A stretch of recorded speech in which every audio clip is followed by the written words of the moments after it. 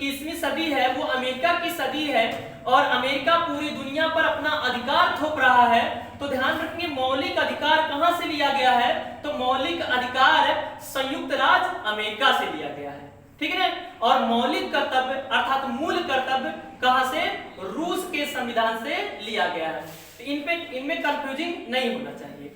और बात रह गई सरदार क्या नाम है वल्लभ भाई पटेल की, तो ध्यान रखेंगे सरदार वल्लभ भाई पटेल का जो जन्म है, जो हम लोग जाने कि 31 अक्टूबर, और 31 अक्टूबर को कौन सा दिवस मनाया जाता है, एकता दिवस। अब देखिए 31 अक्टूबर को एकता दिवस मनाया जाता है और ये किससे जुड़ा हुआ है, हम लोगों ने ये जाना कि जब हमारा देश जब आजाद हुआ, तो आजाद होने मतलब जैसे हमारा देश आजाद हुआ ना, तो पूरा भारत 562 रियासतों में बटा हुआ था। टोटल कितने रियासत थे, 500, देखेंगे 562 रियासत।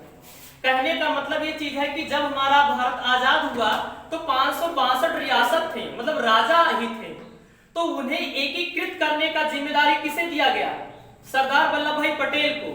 और सरदार वल्लभ भाई पटेल आते हैं और 562 रियासतों को एकीकृत करते हैं, मतलब आप आओ और संविधान के अकॉर्डिंग, मतलब अब राजतंत्र नहीं, अब लोकतंत्र चलेगा, है ना, या हमारा देश गणतंत्र हो गया है, अब गणतंत्र के आधार पे शासन की व्यवस्था चलाई जाएगी।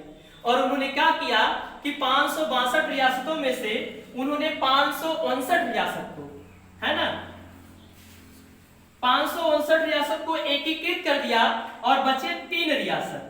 ये जो 3 रियासत जो विवाद का विषय बना रहा, जो कौन कौन था, जम्मू कश्मीर और देखेंगे जूनागढ़ और हैदराबाद। ये 3 ऐसे रियासत थे जो भारत के विलय में थे ही नहीं। जो जम्मू कश्मीर के जो शासक थे ना, राजा थे ना, राजा हरि सिंह, वो कह रहे थे ना तो हम भारत में रहेंगे ना तो पाकिस्तान में रहेंगे, हम स्वतंत्र रहेंगे अपने रियासत को लेकर, ठीक है। फिर वो पाकिस्तान ने काबलियाई आक्रमण करवाया और फिर इसके बाद वो जवाहरलाल नेहरू के पास भाग कर आए कि भाई हमारी रक्षा करिए, और जवाहरलाल नेहरू ने फिर सेना भेजा और फिर वो काबलियाई को मार के भेजे। तो काबलियाई आक्रमण मतलब एक कबीला होता है ना, कबीला होता है ना, तो कबीला क्या करते हैं, आक्रमण करते हैं। तो कबीले के भेष में ये पाकिस्तान ने भेजा था कि भाई हमारे ऊपर डायरेक्ट इल्जाम ना आए कि भारत की सेना आई थी, नहीं, इसीलिए उसने काबलियाई आक्रमण जैसे बात को रखा। फिर देखेंगे वो कहे कि भारत का अभिनय ऐसे चीज था। और फिर ये देखिए जूनागढ़ का जो शासक था ना, निजाम, ये कहता था ना कि हम पाकिस्तान में रहेंगे और जूनागढ़ ये है, ये देखिए पूरा जूनागढ़ है और पाकिस्तान यहाँ है, तो कैसे यहाँ से यहाँ जा सकता है। तो जूनागढ़ को क्या किया गया, जनमत संग्रह के आधार पे भारत में एकीकृत किया गया। जूनागढ़ का शासक भाग के पाकिस्तान चला गया, फिर वहां की जनता ने क्या किया, जनमत संग्रह हुआ कि कितने लोग भारत में आना चाहते हैं, कितने लोग पाकिस्तान में जाना चाहते हैं। तो जूनागढ़ का क्या हुआ, जनमत संग्रह कराया गया और जनमत संग्रह के आधार पे भारत में विलय किया गया। और बचते हैं हैदराबाद का शासक।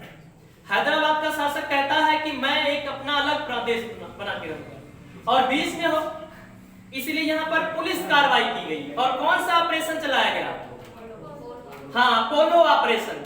और ध्यान रखेंगे कि पोलो ऑपरेशन जो है ना, वो हैदराबाद रियासत को क्या किया गया, स्वतंत्र करा के और भारत पुलिस की कार्रवाई के द्वारा उसको भारत में विलय कर दिया गया। तो भूलेगा नहीं ना, कहने का मतलब सरदार वल्लभ भाई पटेल ने क्या किया, 562 रियासतों को एकीकृत किया।